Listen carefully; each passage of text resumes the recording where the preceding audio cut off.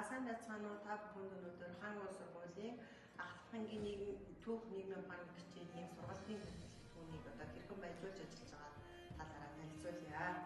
За багш нар маань сургалтын хэрэглэх түүний зардал гэдэг сүүлийн 2 жил авч ирсэн. За энэ зардлынхаа хүрээнд ахлахангийн сургагчдын хувьд нийгмийн ухааны түүхийн хичээлээр 7 хоногт 1 цагийн хичээл 35 цагийн хичээлийг үздэг. Тэгээд сургагчийн агуулга нь бол маш их, мэдээлэл нь маш бага байдаг учраас хүүхдүүдэд нэмэлтээр үзэж судлах материал бол нэлээд дутагддаг. За тэгээд энэ сургалтын хэрэглэх түүндээ болсноор бид бүхэн Монголын түүхийн 6 цуврал ийм гарын авлага номыг авсан. Тэгээд энэ нүгээрээ зөвхөн хүүхдүүд биш, багш нар өөрсдөө ч гэсэн эндээс маш олон мэдээллийг, зураг их сурвалжуудыг авах боломжтой. Ийм номыг бидэд авсан. За мөн хамгийн сүүлийн үед гарсан түүхийн хичээл, дэлхийн түүхийн 24 оны сорилтуудыг бас авч хичээл сургалтандаа ашиглаж байгаа. За үүнээс гадна сургалтын хэрэглэх түүний зардлаараа түүхийн хичээлээр их сурвалжтай ажиллах түүхэн зүтгэлтнүүдийн үйл хэргийн талаар нэлээд үздэг. Тэгээд энэ талаараа гарын авлага хэрэглэх түүнийг хийж ажиллаж байна. За мөн сургалтын тестийн ер нь ахлах ангийн хичээлийн хувьд ихэнх нь янз бүрийн сорилт тест ажиллах, илтгэл бичих, хэлэлцүүлэг хийх гэсэн юм байдаг. Тэгээд тестийн сангаа бүрдүүлээд энэ тестийн сангаа бүрдүүлээд цаасан сүлдээ тестийн сан нэлээд бүрдүүлж ажилладаг гэсэн бол сүүлийн 2 жил манайх Zipgrade гэдэг аппликейшнийг лицензийг худалдаж аваад жилийн ирэхээр аваад ажиллаж байгаа. Тэгээд энэ дээр хүүхдүүд хариултын хуудсан дээр хариултаа бөглөж байна. Бид нар энэ хариултын хуудсаа цаасан имлэхээр жижигхэн үедээ хийдэг.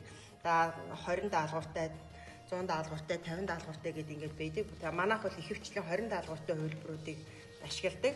Тэгээд хүүхдүүд маань энэ дээр ажилласан үгээ шууд аппликейшнаараа уншуулад уншаад хариулт гарчдаг. Энэ нь багш нар материалаа засахад цаг хугацаа хэмнэдэг. За мөн цаасыг маш их хэмнэдэг. Нэг материалтай олон ангиудад олон зэрэг ордог болохоор хариултын хуудсуудаа жижиглээд гаргаад өгчөөр цаас маш их хэмнэн, цаг хугацааг маш их хэмнэдэг. За энэ аппликейшн дээр ашигласан юмнууд маань юугаар гараад ирдэг. Хэдэн хувийн зөв хариулж ийн, хэдэн хүүхэд хариулж ийн гэдэг энэ үзүүлэлтүүд нь бас энэ аппликейшндээ гараад ирдэг. Анализаа хараад хүүхдүүдэд бас дорхноо хариултын шалгалтынхаа хариу, тестийнхаа хариу хүлээх шаардлагагүй шууд өөрсдөө юугаар уншуулад тэгээ өөрсдийнхөө ажилласан байдалтай танилцаад явчихдаг. Ийм юмтай байна. За бас энэ сурах, бичиг, унших, судлах материал ихтэй болсноор хүүхдүүд бие даартын бүтээлийн чанар ихээс сайжирч байгаа.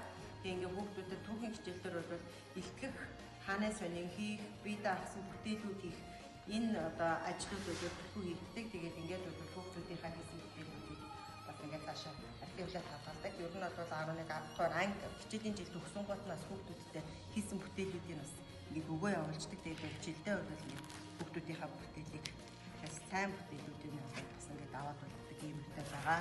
За мөн манайх сургалтын хэрэглэх түүний зардлаар гарын авлагуудыг хийдэг. Хичээлийн нэг хичээлийн үнэтэй тогтоо. За энэ бол манай сургуулийн Манлайван Дамжин сүрэнгийн үйл хэргийг сурталчлах Дорнот аймгийн музейтэй хамтраад хийсэн гарын авлага байгаа. Хүүхдүүд музей дээр очиж танилцсныхаа дагуу хийсэн бүтээсэн үзэж харсан музейн танилцсан зүйлүүдээ сорил болгоод ажилладаг. Энэ үг бас бид нэр музейтэй хамтран хийсэн байгаа.